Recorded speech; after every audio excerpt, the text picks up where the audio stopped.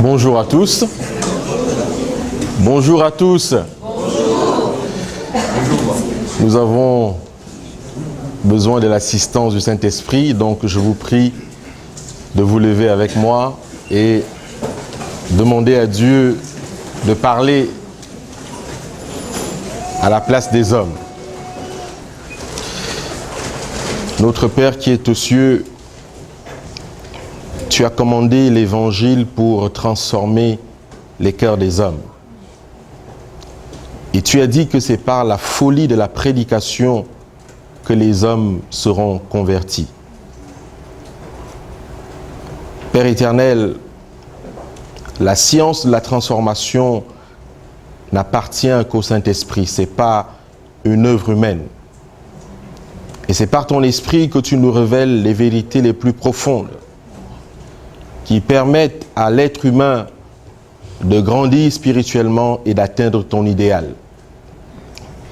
Nous voici donc remplis de nos fautes, de nos manquements, de nos faiblesses, pour te prier par la puissance et le nom de Jésus-Christ, d'effacer cela de nos livres de vie et de souvenirs, de telle façon que les anges puissent contempler ta justice, ta force, ton amour et ta puissance. Veuille nous remplir, veuille nous concentrer, veuille éloigner tout esprit maléfique qui pourrait nous distraire, de telle façon que nous puissions comprendre quelle est la largeur, la profondeur et la hauteur de l'amour de Dieu, si cela est possible pour les êtres humains. Père, que ta pluie tombe et qu'elle puisse nous arroser fortement ce matin et que nous soyons fortifiés pour l'éternité. Au nom de Jésus-Christ, nous t'avons prié. Amen.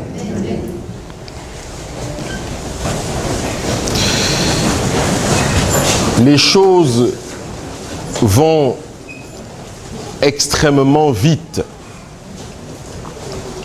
Le monde est en train de subir une métamorphose à la vitesse de la lumière.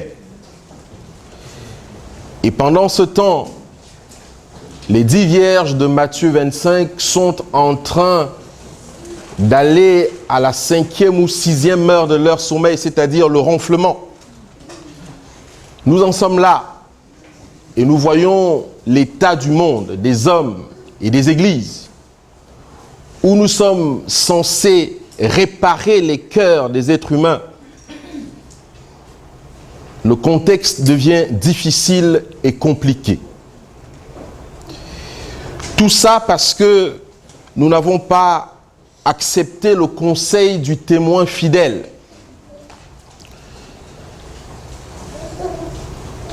La parole de Dieu dit que les 10 vierges étaient endormies. Et que les 5 vierges sages aussi étaient endormies. Mais ça dépend de comment on va dans le sommeil. Il y a ceux qui, avant de dormir, confient leur vie en Christ, à Dieu. Et il y a ceux qui, naturellement, vont dormir parce qu'ils sont sûrs de se réveiller le lendemain. Eh bien, les vierges sages ont fait quelque chose qui pourrait être, à la vue des vierges folles, une folie. Alors qu'on attend recevoir quelqu'un dans la journée, on prend quand même de l'huile et un vase. Et pourtant, la personne est censée revenir dans la journée et toutes les dates, toutes les informations que nous avons nous démontrent que la personne est susceptible de revenir dans la journée. Alors pourquoi prendre de l'huile? Pourquoi prendre un vase?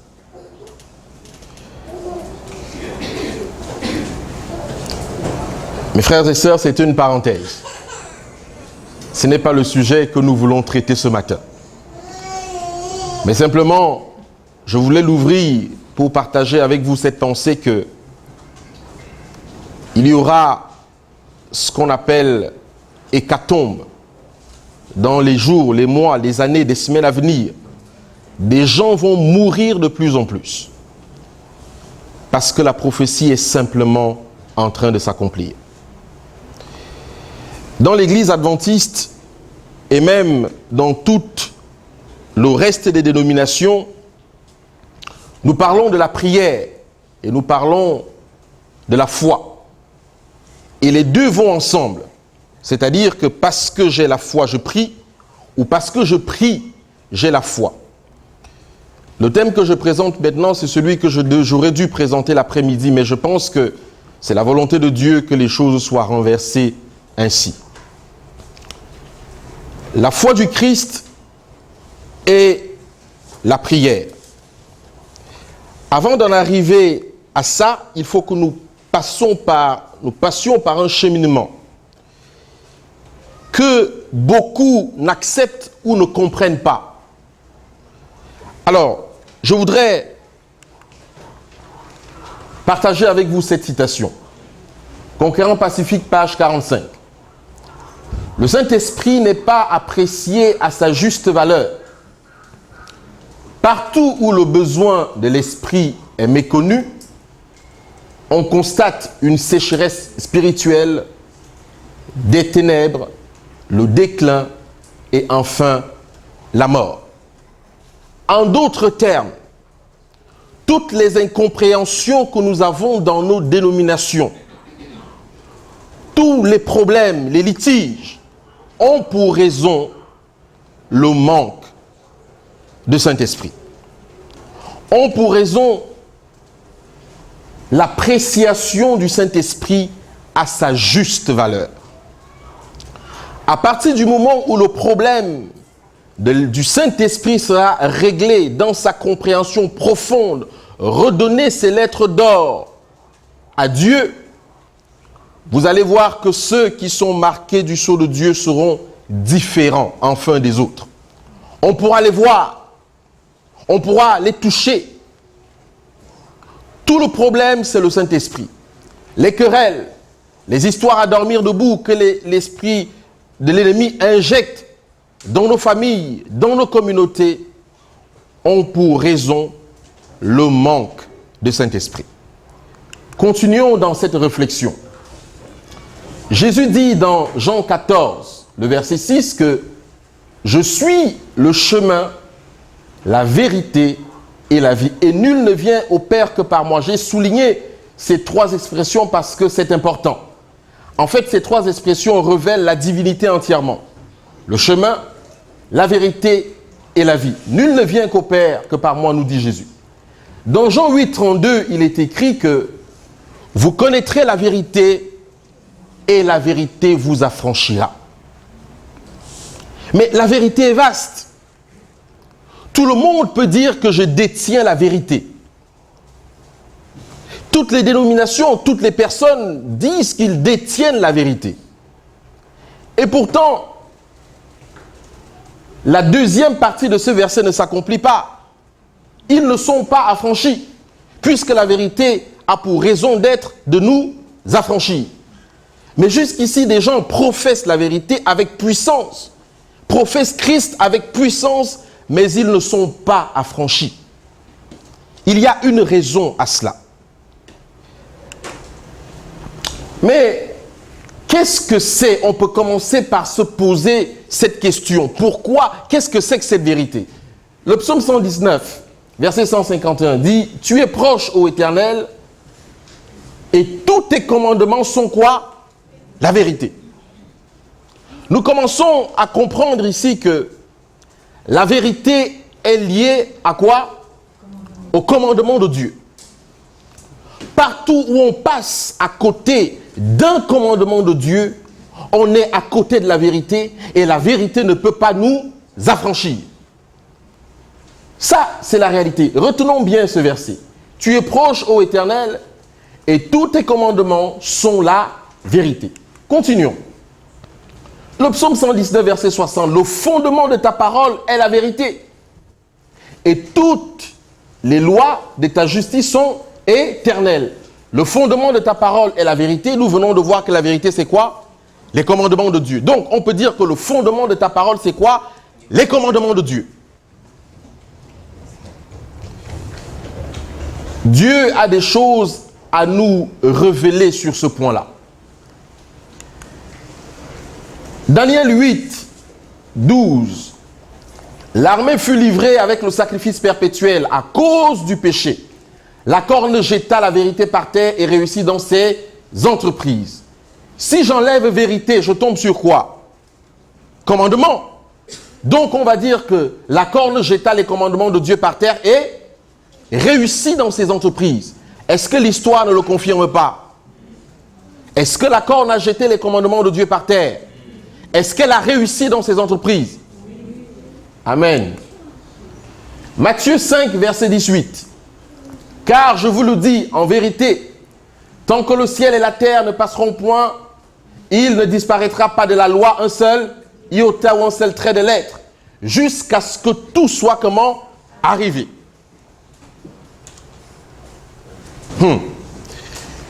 Continuons. Jean 15, verset 26. Quand sera venu le consolateur que je vous enverrai de la part du Père, l'esprit de quoi?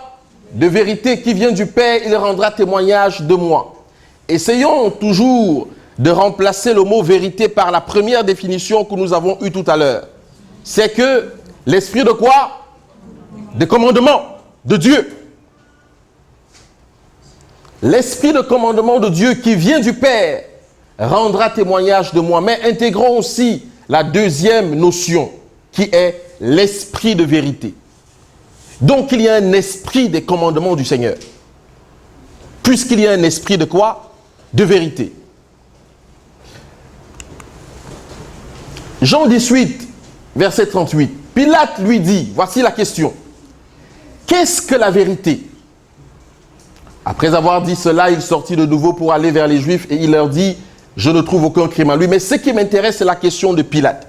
En fin de compte, dans tout ce brouillard, qu'est-ce que la vérité?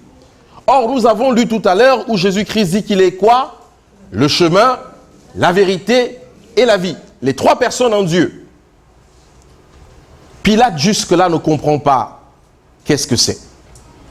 Il va poser une question que toutes les personnes peuvent poser aujourd'hui. Quand vous prêchez l'évangile à quelqu'un, il va vous dire, mais vous dites que vous avez la vérité, pourquoi il y a autant de religions? Alors, qu'est-ce que la vérité? 1 Jean 5 répond à cette question d'une manière claire. Et vous allez comprendre pourquoi. C'est lui, Jésus-Christ, qui est venu avec de l'eau et du sang. Non avec l'eau seulement, mais avec l'eau et avec le sang. Et c'est l'Esprit qui rend témoignage, parce que l'Esprit est quoi? La vérité. Pendant tout ce temps, mes frères et sœurs, nous tournons en rond. Voilà la définition qu'il faut placer à côté du mot vérité ou à l'intérieur du mot vérité. Le texte est clair. Jésus-Christ a commencé par l'expliquer, mais c'était encore trop compliqué que pour lui tout seul, il est le chemin, il est la vérité, il est la vie. Et c'est pour ça qu'il va dire à ses disciples que il est encore difficile les choses que je suis en train de vous dire. Mais quand cet esprit de commandement viendra, c'est-à-dire l'esprit de vérité, vous allez comprendre ces choses.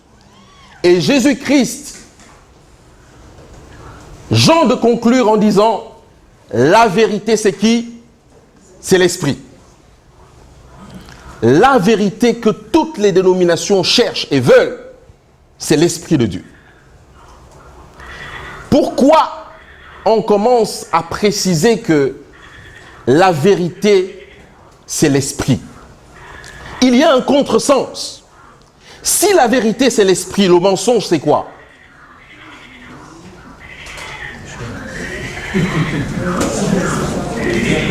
Dieu nous a donné la définition. Le mensonge, c'est Satan. Le père du mensonge, c'est qui? C'est le diable. Donc, si la vérité, c'est l'esprit de Dieu, le mensonge veut dire. Mais on peut aller plus loin dans cette réflexion. Ça veut dire que l'esprit de Dieu est l'auteur de toutes les vérités, spirituelles ou non spirituelles. Ça veut dire quoi? J'étais à l'école primaire ou alors à la maternelle, on m'a appris que 1 plus 1 égale Qui est l'auteur de cette vérité? C'est l'Esprit de Dieu qui est l'auteur de cette vérité. Mais aussi des vérités spirituelles, puisque dans la spiritualité, on m'enseigne à nouveau, alors que je grandis dans la foi, que 1 plus 1 égale comment? 1. Qui est l'auteur de cette vérité aussi? C'est l'Esprit de Dieu. Il n'y a aucune vérité qui ne vienne dans ce monde qui n'entre dans le compte ou de l'Esprit de Dieu qui est l'auteur de la vérité, ou de Satan qui est le père du mensonge. Mais ça va plus loin encore, de la compréhension que nous avons du mensonge. Un exemple, je suis à la maison et je dis à mes enfants que je suis fatigué. Si quelqu'un m'appelle, dites que je ne suis pas là. Et le téléphone sonne et l'enfant va répondre, oui, allô, c'est qui? C'est tonton Frédéric. Oui, où est ton père? Papa n'est pas là. Question. C'est l'esprit de vérité? C'est l'esprit de vérité ou l'esprit de Satan qui vient d'agir là? Hein? C'est quel esprit qui vient d'agir? Mais le problème, c'est que nous minimisons la chose, c'est rien. Nous n'avons pas compris que le moindre mensonge donne du crédit à Satan, quelle que soit sa valeur et sa nature. Il n'y a aucune fausseté qui rentre dans le plan de Dieu. Pour les mathématiciens, nous savons qu'on peut faire une formule mathématique selon notre compréhension et trouver un résultat juste, n'est-ce pas? Mais pour la mathématique du Seigneur, une fois que la base, la raison est faussée, tu peux mettre tout ce que tu veux dessus, toutes les logiques que tu veux, c'est quand même faux. J'aimerais qu'on prête attention à ça. Le moindre mensonge va dans le crédit de Satan. Mais continuons ici.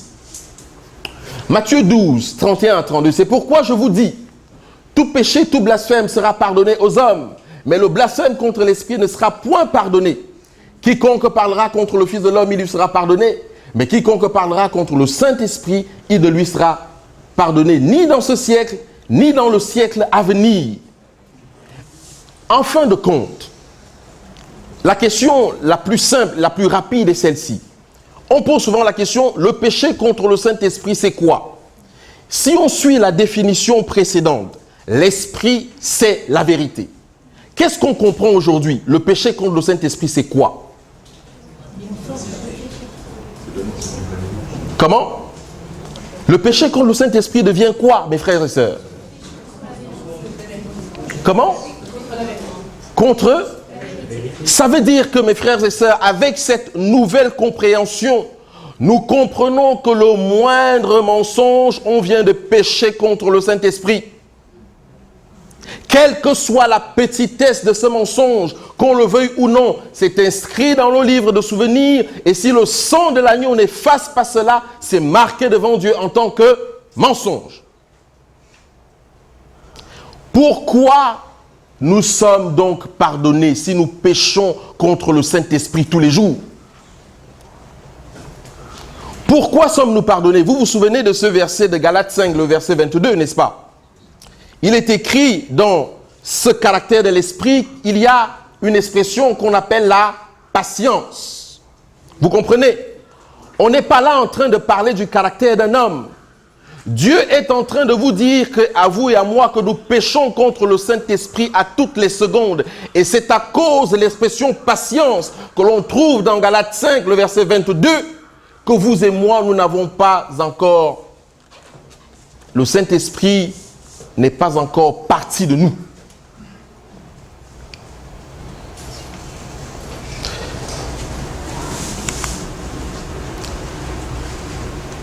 Dieu le dit encore dans Jean 5, 4 verset 5. Croyez-vous que l'Écriture parle en vain? C'est avec jalousie que Dieu chérit l'Esprit qu'il a fait habiter en nous. Ça veut dire que Dieu déteste toutes les personnes qui mettent à mal le Saint-Esprit et qui n'acceptent pas ses enseignements, sa lumière, Le Proverbe 8 nous dit que ceux qui veulent avoir accès à Dieu doivent veiller aux portes du Saint-Esprit. Croyez-vous que l'Écriture parle en vain? C'est avec jalousie que Dieu chérit l'Esprit qu'il a fait habiter en nous. Maintenant, on va me dire, mais pourquoi j'insiste dessus? Je suis en train de prendre un chemin avec vous et nous allons arriver quelque part bientôt.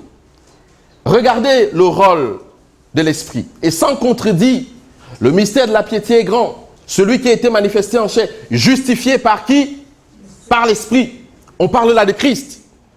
On est en train de dire que cet esprit de vérité a la capacité de justifier. En fait, l'esprit de vérité, c'est la justice du Christ.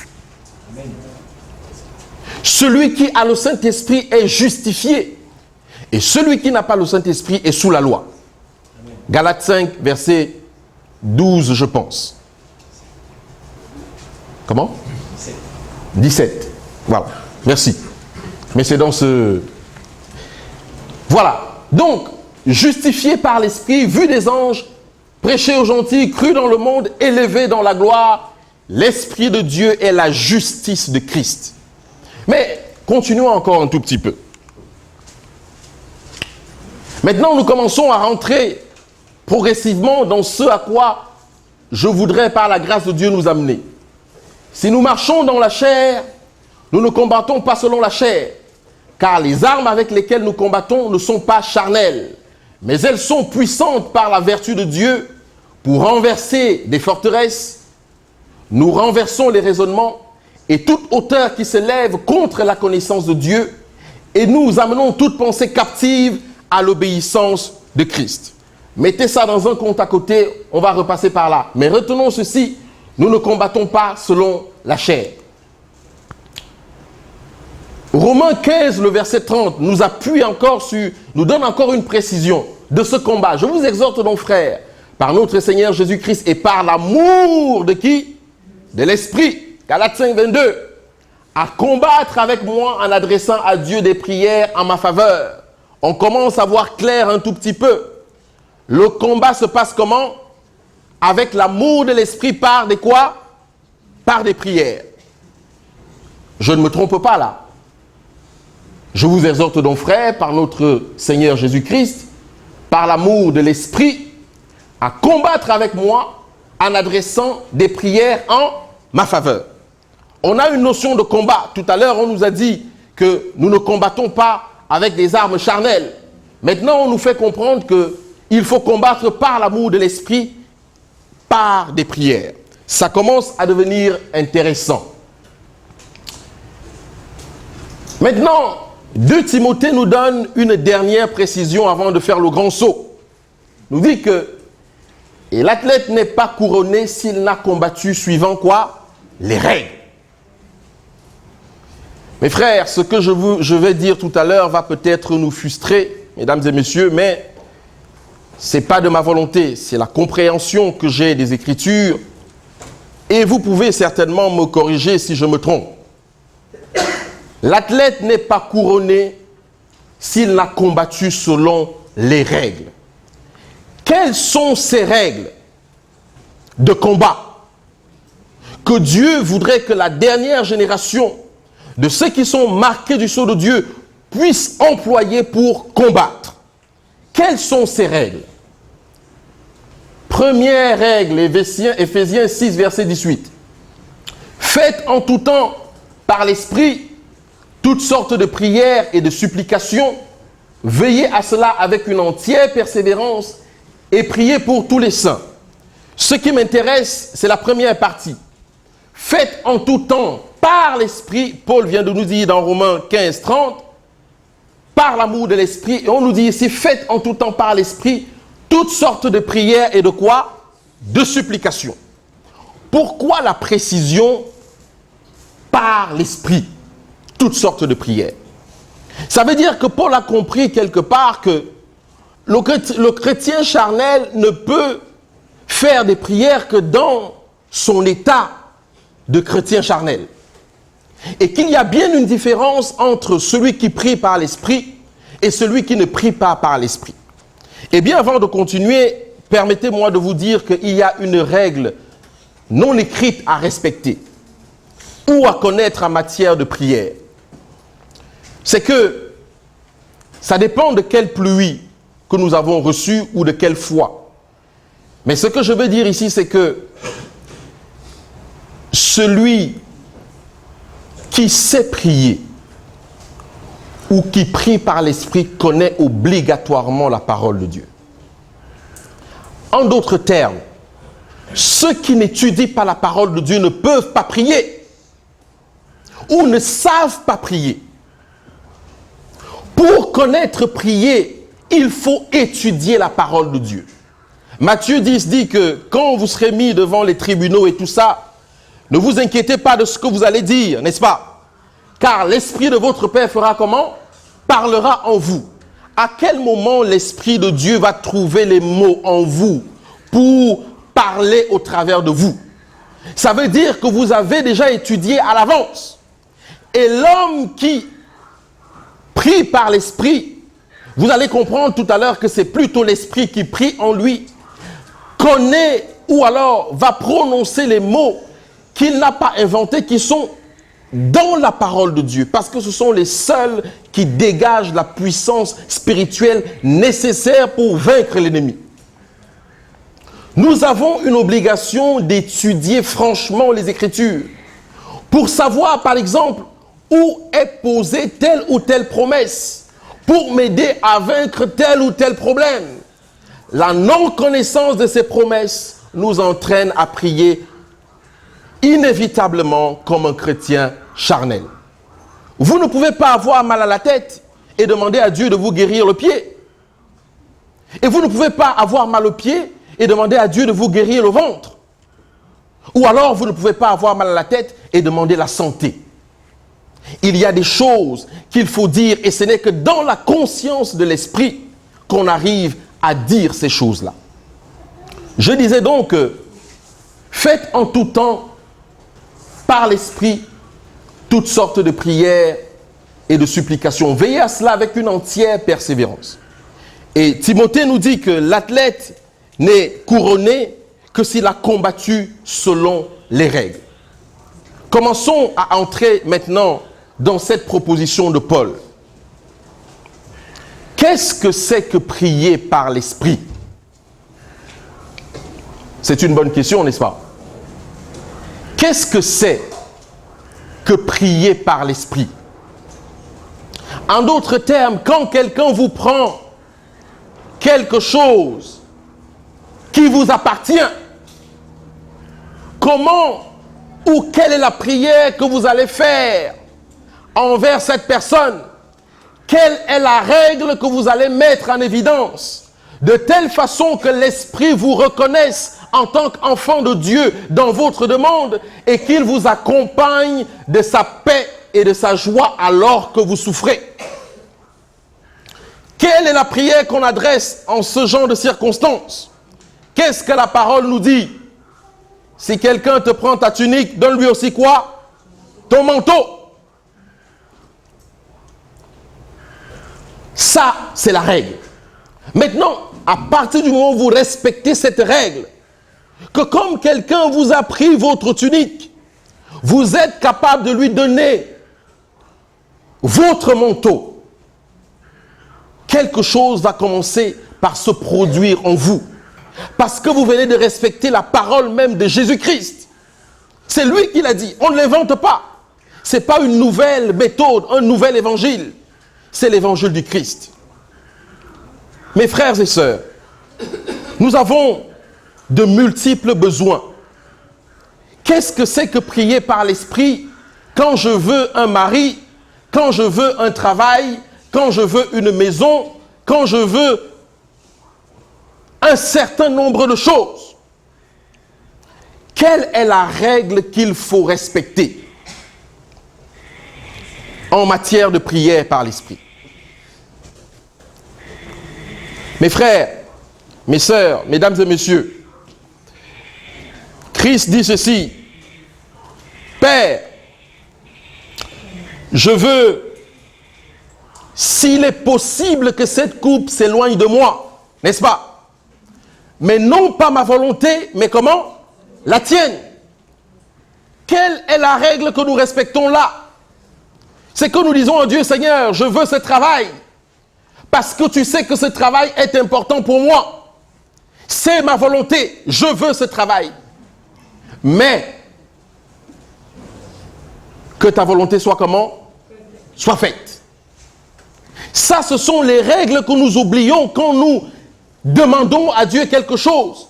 Et puis, nos amis, les pentecôtistes et évangélistes, nous ont appris une nouvelle méthode, c'est de donner des ordres au Saint-Esprit. N'est-ce pas? Il faut le forcer.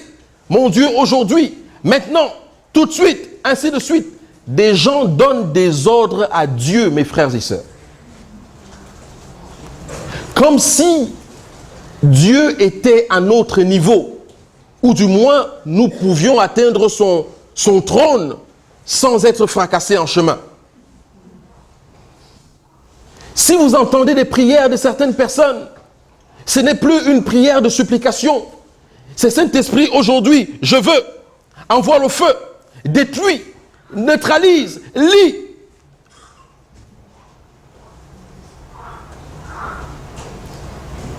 Timothée dit que l'athlète n'est couronné que s'il respecte les règles. La suite dit que, c'est dans Jude, pour vous bien-aimés, vous édifiant vous-même sur votre très sainte foi et priant par à nouveau le Saint-Esprit, maintenez-vous dans l'amour de Dieu en attendant la miséricorde de notre Seigneur Jésus-Christ pour la vie éternelle. Une autre précision, priez en priant par le Saint-Esprit. Quand vous êtes dans la douleur, quelqu'un vous a fait mal, quelqu'un vous en veut, quelqu'un vous écrase. Mes frères, quelle est la prière que vous adressez pour cette personne? Est-ce que vous allez dire, Seigneur, défends ma cause? Est-ce que vous allez dire, Seigneur, rends-moi justice? En passant, mes frères, lorsque vous demandez à Dieu de vous rendre justice, il faut aussi s'attendre qu'il doit d'abord régler votre propre problème. Parce que Dieu n'est pas injuste.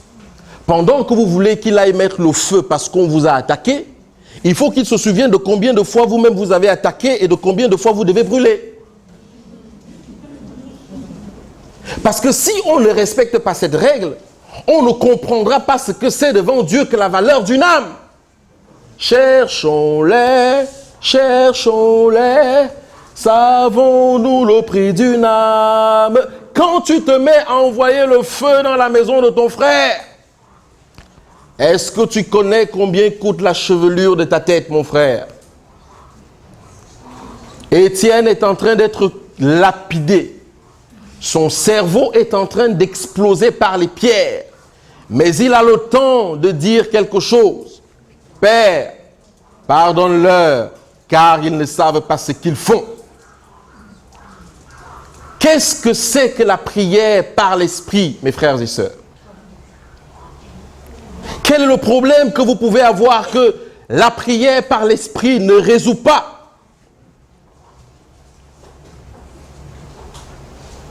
Votre patron est un homme nerveux, une femme nerveuse. Elle aime à vous écraser. Et vous, comme vous êtes un enfant de Dieu, vous êtes un prince. Il n'est pas question que vous vous écrasez devant un incroyant. Quelle est la prière quand vous rentrez chez vous que vous adressez à Dieu pour cette personne, pour ce chef, pour cette personne qui vous écrase au boulot, qui vous rend la vie professionnelle impossible? L'athlète n'est couronné que s'il a respecté les règles.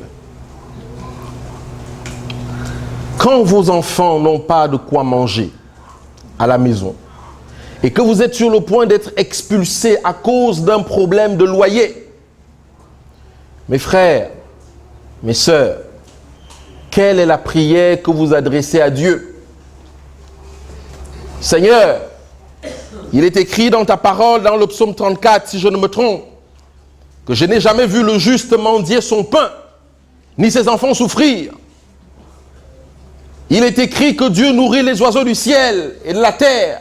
À plus forte raison, vous les êtres humains. Comment je présente ça à Dieu quand je suis en train de prier par l'Esprit? Je voudrais dire, quelle est la prière que Christ a adressée pour multiplier les poissons? Est-ce que vous vous souvenez de cette prière? Est-ce qu'il a dit, Seigneur, je veux que tu multiplies ces poissons pour que les gens puissent manger? Quand il a ressuscité Lazare, qu'est-ce qu'il a dit? Est-ce qu'il a dit, Seigneur, je te prie de ressusciter Lazare? Mes frères, mes sœurs, mesdames et messieurs, l'athlète n'est couronné que s'il a respecté quoi? Les règles. On ne nous a pas appris à respecter les règles de Dieu, mais on nous a appris à tout demander à Dieu, à faire des projets, à faire des courses, comme dans un magasin. Seigneur, je prends la voiture, je prends le travail, je prends le mari. Bon, une petite villa m'irait aussi. Un bon salaire m'irait aussi sans contrainte. Maintenant, je te demande de protéger tout ça par tes anges et que je vive en paix sur terre. Amen. Ça, c'est ce qu'on nous a appris dans l'Église. Mais ceux qui croient en Dieu, mes frères et sœurs, ont une autre vision et une autre demande. Et vous allez voir que pendant qu'on demande toutes ces choses à Dieu, il y a quelque chose qu'on ne demande pas. Père, je suis violent. Est-ce que par la puissance du Saint-Esprit, au nom de Jésus-Christ, tu peux arracher de moi ce venin de la violence? Non. Père, je veux une femme ou un homme. Je ne te demande rien d'autre. Si tu me donnes ça, cela suffira. Mais en même temps, j'ai encore un caractère égoïste. Impossibilité d'accueillir cet homme ou cette femme. Ça va être le clash. Père, j'ai besoin d'un bon travail. Oui, où je vais gagner du 5 000 €. Mais je ne suis pas prêt à te consacrer le temps nécessaire.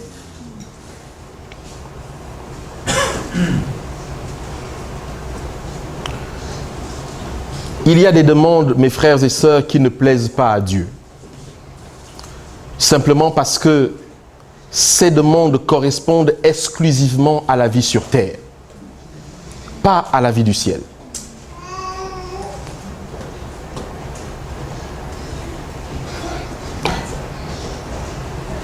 Des chrétiens demandent des milliers de choses, mais sauf le caractère de Dieu. Et Jésus de dire, à quoi servirait un homme d'avoir toutes ces choses s'il perd son âme? Ça ne sert à rien. Et les chrétiens de la fin des temps doivent apprendre à vivre avec peu de choses. Ça fait partie de la prière que nous devons adresser à Dieu. Père, au nom de Jésus-Christ, apprends-moi à me dépouiller. Parce que les temps difficiles arrivent. Et si je ne suis pas prêt, je lâcherai ta main en chemin.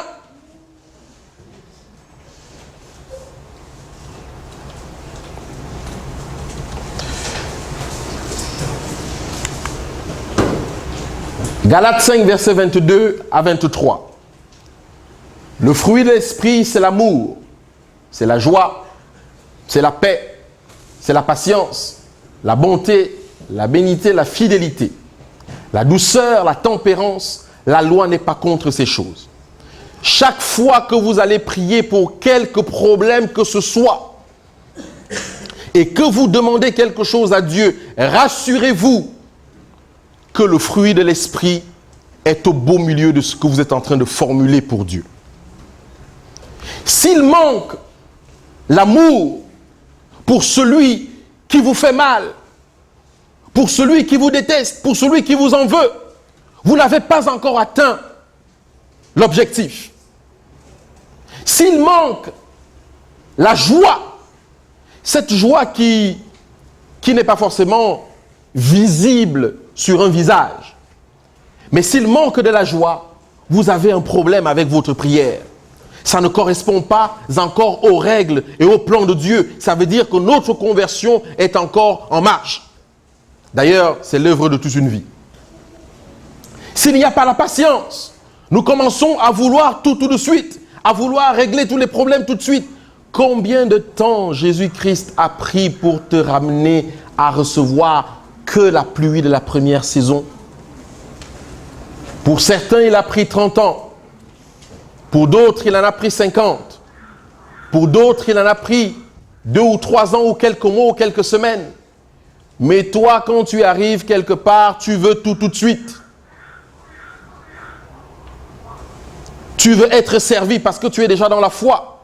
Il n'est pas question que tu souffres, que tu aies des difficultés. Il n'est pas question que Dieu lâche quelques petits anges démoniaques là pour te tourmenter un peu. Parce que tu es un prince. Tu veux tout de suite. Dieu nous apprend la patience. Il faut de la bonté. Lorsque nous avons des jugements à rendre, des prières envers des gens qui ont commis des fautes, il faut de la bonté, mes frères et sœurs. La prière de l'esprit exige la bonté. La bénignité, la fidélité, la douceur et la tempérance. La parole de clôturer que la loi de Dieu n'est pas contre ces choses. La loi de Dieu n'est pas contre cette façon de formuler la prière. Mais il y a un autre phénomène aujourd'hui auquel nous devons quand même nous attarder. Même si ce n'est pas l'objet de la présentation de ce matin, c'est que comment faire prier en esprit ou par l'esprit si nous nions l'égalité ou si nous... Non, je vais formuler ça autrement. Si nous nions le fait que la troisième personne de la divinité est comme le Fils de Dieu et Dieu lui-même. Est-ce que vous comprenez ce que je veux dire? Vous savez que l'Esprit de Dieu cause, le Saint-Esprit cause beaucoup de problèmes dans nos dénominations en ce moment, n'est-ce pas? Il y a des trinitaires, des antitrinitaires et tout ça. Le problème, c'est que celui qui prie au travers de nous est le Saint-Esprit, donc Dieu. Alors, si nous le considérons simplement comme une puissance, nous avons lu 1 Timothée 3,16, que c'est l'Esprit qui a justifié Christ. Alors, si l'Esprit est considéré simplement comme une puissance, or, une puissance ne réfléchit pas, une puissance ne pense pas, une puissance ne... C'est une puissance, quoi. C'est quelque chose qu'on ordonne et ça s'exécute simplement. Alors, si c'est cette considération que nous avons de l'Esprit de Dieu, il est évident que nous aurons aussi un problème avec les déclarations de Paul. De prier par le Saint-Esprit, donc par le caractère de Dieu qui se trouve dans Galates 5, le verset 22.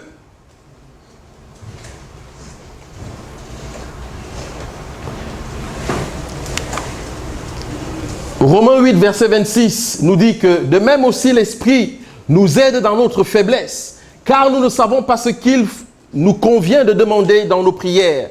Mais l'Esprit lui-même intercède par des soupirs inexprimables. Dans Romains 8, verset 9, il est écrit que on reconnaît les enfants de Dieu parce que l'Esprit de Dieu est en eux. Mes frères et sœurs, celui qui étudie la parole ne prie plus. C'est l'Esprit qui prie en lui. Amen. Celui qui passe le temps à étudier les Écritures n'a plus besoin d'élever une prière à Dieu. Ça devient la volonté de l'Esprit de manifester la puissance de Dieu par les mots quelquefois qu'il ne comprend pas. Et vous allez voir des choses se dégager, mes frères et sœurs, que vous n'espérez pas. Vous savez, quand Dieu nous donne la grâce d'aller dans des campagnes d'évangélisation, on ne s'attend pas à ce qu'on va rencontrer. Et je me souviens de cette jeune fille de 16 ans qui vient voir mon frère et lui dit, écoute, j'ai 8 démons. Je veux être délivré. C'est elle qui vient, on ne l'a pas appelée. Vous comprenez que si vous n'êtes pas enraciné dans cette compréhension des choses, que ce n'est pas vous qui priez, c'est l'Esprit de Dieu qui prie en vous, vous n'avez pas, envie de prier avec elle, et vous avez peur que vous puissiez laisser vous-même votre peau dans cette activité. Parce qu'effectivement, ce qui se passe, c'est qu'on peut y laisser sa peau. Si on y vient pour s'amuser. Parce que Jésus-Christ dit que ce sont aussi les enfants d'Abraham. Est-ce que eux aussi n'ont pas besoin d'être délivrés? Et s'il n'y a pas un homme de Dieu qui a cette compréhension de la puissance et de l'Esprit de Dieu en lui, il ne peut rien se faire. Pendant que nous étions au Gabon, on rencontre une jeune femme qui a aussi d'autres problèmes. Elle nous donne une partie des difficultés. Et on se met à prier, à prier, à prier, à prier, à prier. On a posé quelques questions et l'Esprit de Dieu nous a révélé qu'il y avait un problème et une bonne partie de la révélation est venue à nous. Mais sauf qu'il y avait une partie secrète que l'on ne connaissait pas. Mais gloire soit rendue à Dieu parce que au moment où Dieu exauce pour ce qu'elle a demandé, pour le problème qu'elle a demandé l'intercession, en même temps, tous les autres problèmes alentour sont réglés. Ce n'est pas l'œuvre des hommes, c'est à cause de ça. De même, aussi l'Esprit nous aide dans nos faiblesses, dans notre faiblesse. Car nous ne savons pas ce qu'il nous convient de demander dans nos prières. Mais la réalité, c'est ça, nous ne savons pas ce qu'il faut demander. Un exemple, quand quelqu'un est malade, vous entendez que Marc est malade, toute la communauté va se réunir pour une seule chose. Il faut quoi? Sa guérison. C'est tout. Et l'Esprit nous dit non, ce n'est peut-être pas ce qu'il faut demander. Peut-être il faudrait demander pourquoi il est tombé malade. Par exemple,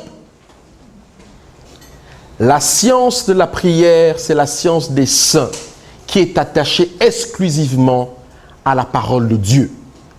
Et je pense, Hébreu dit que avec cela, ils ont ce qu'on appelle, Hébreu 5, les derniers versets, le jugement exercé, le discernement exercé.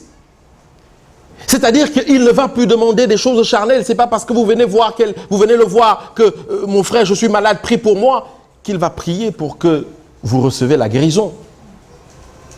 Il va peut-être prier pour que Dieu vous montre ce qui vous a fait tomber malade, de telle façon que la prochaine fois, vous ne tombiez plus malade.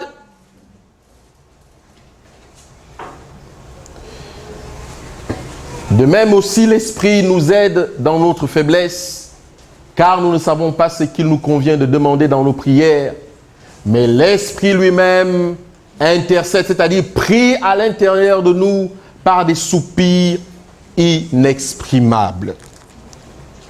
Celui qui ne combat pas selon les règles n'est pas couronné. Et voici ce que Dieu nous dit dans le psaume 139.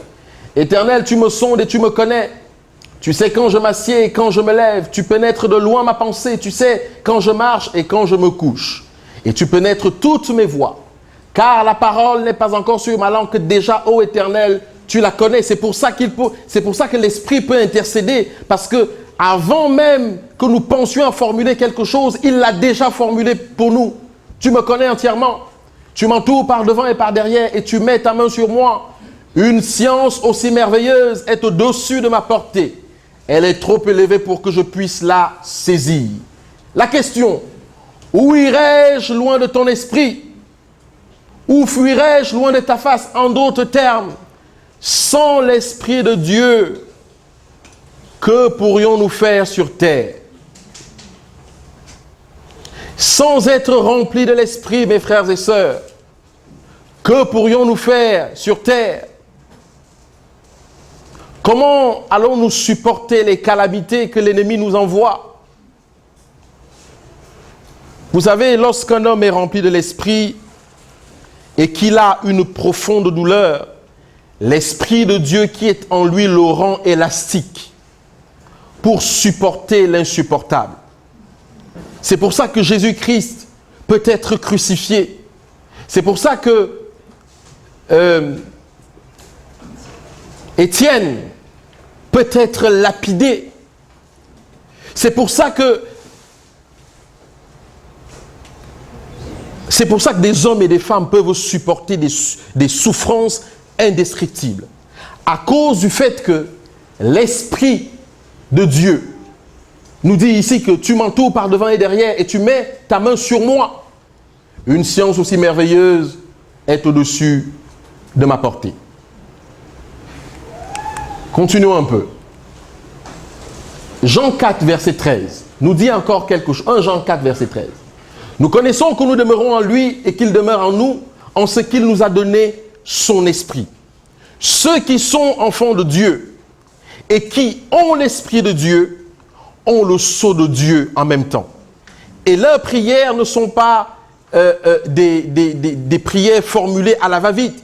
Leurs prières sont des prières qui réveillent toutes les puissances spirituelles qui les entourent. C'est-à-dire, ils ouvrent l'échelle de Jacob. Vous savez, très peu de personnes aujourd'hui arrivent à ouvrir l'échelle de Jacob.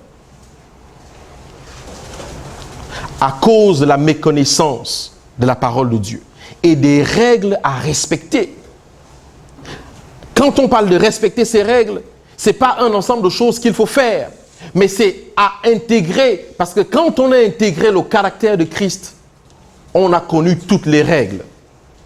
Et on peut ainsi manifester la puissance de Dieu.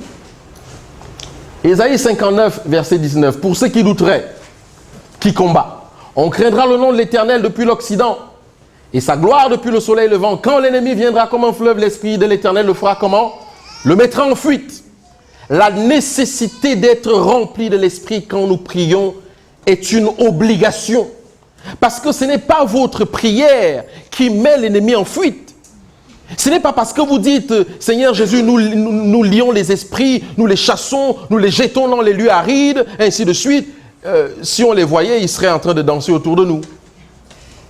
Parce que simplement, il nous manque quelque chose. C'est l'Esprit de Dieu qui fait comment? Qui met l'ennemi en fuite. Et pour que l'Esprit de Dieu mette l'ennemi en fuite, il faut que nous soyons remplis aussi de cet esprit pour qu'il puisse se manifester au travers des paroles qu'il va mettre à l'intérieur de nous. Je suis en train d'aller vers la fin. Ceux qui sont éduqués par le Saint-Esprit seront capables d'enseigner correctement la parole de Dieu. Quand on en fait son livre d'études, que l'on supplie l'Esprit de nous guider et que le cœur se soumet totalement pour être sanctifié par la vérité. La parole accomplit tout ce que Christ a promis. Le fruit d'une telle étude, la Bible, sera un esprit bien équilibré, car des facultés physiques, mentales et morales se développeront de façon harmonieuse. Et je m'en vais terminer, mes frères et sœurs, avec la première citation. Le Saint-Esprit n'est pas apprécié à sa juste valeur. Partout où le besoin de l'Esprit est méconnu, on constate une sécheresse spirituelle, des ténèbres, le déclin et enfin la mort. Permettez-moi de reprendre.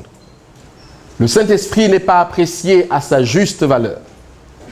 Partout où le besoin de l'Esprit est méconnu, on constate une sécheresse spirituelle, des gens aigris qui ont fait 40 ans dans une église, mais pas de changement. Des ténèbres, le déclin et enfin la mort. Et celle-ci peut être physique ou spirituelle. J'espère, mes frères et sœurs, que Dieu a ouvert une brèche ce matin pour nous rendre compte que, Ellen White le dit dans Parabole de Christ, que la seule préparation qu'il faut avoir pour la fin des temps, c'est d'être rempli du Saint-Esprit. Vous êtes rempli du Saint-Esprit, vous êtes prêts.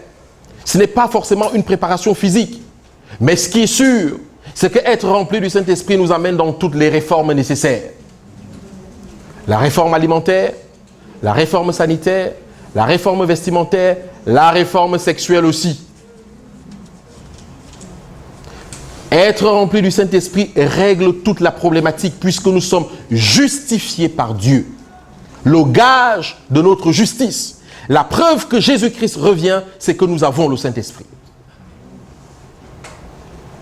Que la gloire du Seigneur se manifeste et qu'il nous aide à être des hommes et des femmes bouillants pour l'éternité.